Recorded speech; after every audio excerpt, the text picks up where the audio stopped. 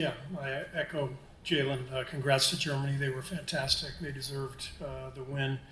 Um, every time we made a run, they hit a big shot, got an offensive board, made a big play. So they did what they had to do. I'm really proud of our guys. They were courageous throughout the game and fought and gave themselves a chance down the stretch, and we just couldn't quite get there. That's it. Thank you. I would like to open up the floor for questions. Please wait for the microphone and state your name and the outlet you're working for. We start up here in the front. Joe Barton, like Steve, in the two losses, you guys gave up 110, 113 tonight. The fact that defense seemed to be in trouble, does that surprise you? And what was Germany doing tonight to kind of get you guys out of position? Yeah, but that was the main point of the loss, was just we weren't ever able to make them feel us defensively. I give Dennis Schroeder a ton of credit. I think he's a really tough guard to handle. He's quick. He can get the ball and penetrate constantly, and that really threatens your defense and compromises the defense. And then I thought we just made some mistakes. I thought, it sounds crazy, but the first offensive rebound of the game, we just, you got to box out. You got to, right from the beginning, you got to set a tone. And I think Obst got a 3 off of the offensive rebound, and then the whole game opens up for him. And I thought he was the key to the game, actually. 8 for 9 free throws and a bunch of threes, and he was one of our keys going in, and we didn't get him under control, and that really hurt us. Thank you. I saw one more question up here, please. Hi, Coach. Joe Kerr, SB Nation.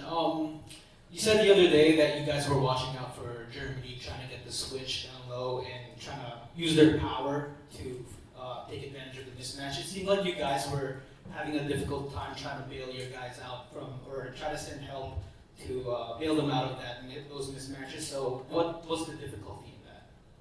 Well, they got a lot of big, strong guys in there on the switches, and so they did a good job of executing. And of course, on the switch, Schroeder's attacking, and so they put a lot of stress on your defense, and just give them credit.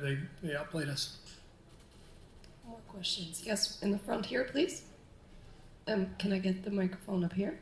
You mentioned the challenge of bringing together 12 guys in 5 weeks, and the counteracting that of playing these national teams that have been together year after year after year.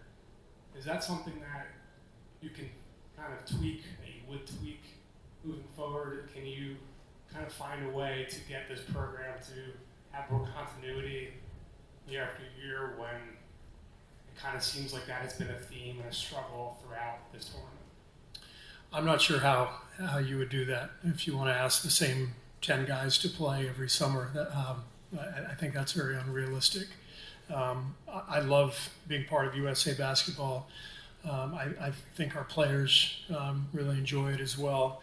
And part of the deal with USAB is you pass the baton on to the next coaching staff, the next group of players, and it's different than most countries, but we're unique in that we have a deep talent pool and a lot of very worthy players. And I think those players and coaches all deserve to have the honor of wearing this USA jersey.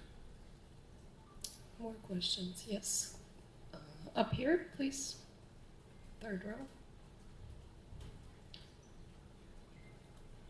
Jalen, how do you think about your performance tonight?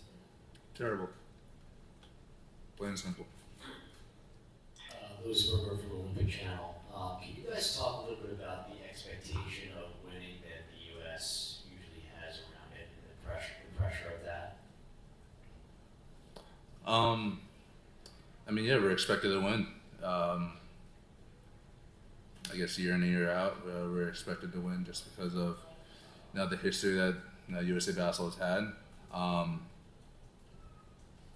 That's just the outside opinion. I think for us, we obviously didn't come to play ready to play from the start, but that's the opinion from the outside. Thank you. Yes, one more question in the back here. Hello, Coach. Yann Casseville, French magazine Basket Journal. After the first semi-final, Coach from Canada said his team had a lack of experience, FIBA experience. Would you say it's part of your loss too? And what makes this FIBA experience so important in this tournament? Well, I think it's an amazing experience for all these players, you know, not only to represent their country, but also to advance their own individual careers. And this is great high-level competition on a world stage. So I think everybody on our team has loved being part of this. And, you know, part of competition at this level is, you know, you put your neck on the line. And I couldn't be prouder of our guys for how hard they played, how they've approached these last 5 weeks in practice, put in all the work, and this team is very worthy of winning a championship. And we just didn't get it done. But you know, as a coach, you recognize what kind of team you have, and we recognize right away this group is amazing, and the commitment to each other, to the team. To representing the country well. They were incredible, and I couldn't be more proud of them. Thank you. One more question up here in the front, please. Coach Kerr, 2 straight FIBA World Cups, 2 straight times the USA weren't able to win gold.